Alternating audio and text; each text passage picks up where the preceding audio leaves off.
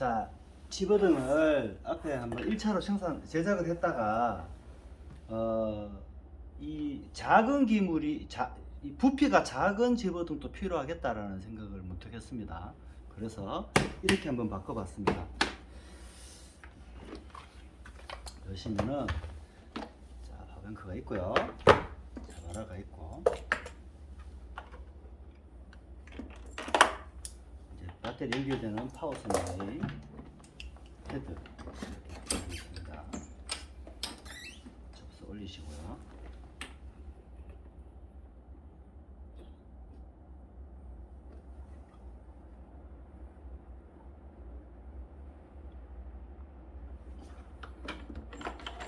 헤드는 이렇게 있습니다.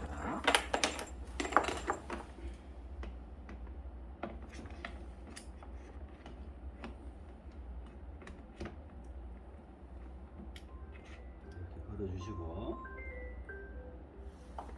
그럼 자, 요거 이제 거치하셨으면은 얘가 이 안으로 연결되는 게 아니라 이 앞에 보시면 방수캡이 이렇게 씹어져 있어요. 방수캡을 여시고 앞에다 꽂는 걸로 했습니다. 그 이유는 왜 그렇게 했는가는 차차 설명을 드리도록 하겠습니다. 자, 물려주시고요. 얘도 마찬가지로 방수캡을 열고 방수캡을 열고 이렇게 연결해줍니다.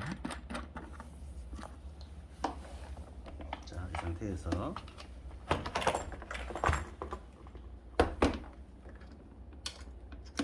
넣어주고요.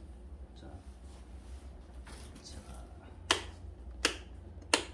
이 상태에서 이제 자바라를 이쪽 연결하시면 되는데, 이 자바라는 크게 사용할 일이 없을 것 같아요. 놔두시고, 자, 이 상태에 이제 사용을 하는데, 얘는 각도는 얼마든지 이렇게 조절할 수 있어요. 여기 보면 이 쿠션 바가 있거든요. 쿠션 바 밑으로 해서 이렇게 딱 올리시면 이렇게 형체를, 높이를 이렇게 낮출 수도 있고, 또 앞으로 기울여야 된다. 기울일 경우 이렇게 기울이시면 되고요. 더 각도 조절 때는 얘를 꺾으시면 되고, 얘를 놓으셔도 돼요.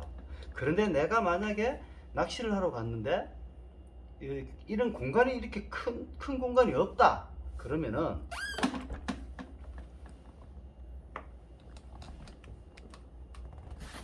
얘를 빼셔서 얘를 별도로 놓고 운영을 하시면 됩니다. 이렇게 운영하시면 돼요.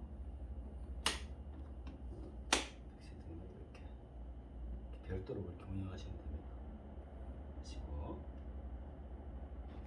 그리고 얘는 지금은 이렇게 연결이 되어 있지만 차후에 뭐 내가 또 이제 이미 만들어 놓은 거라서 이렇게 활용을 하고 있는데, 여기서부터 여기까지를 연결하지 말고 원선으로 하시게 되면 이 자체가 방수가 됩니다. 여러 가지 물에 빠뜨려도 될 정도로.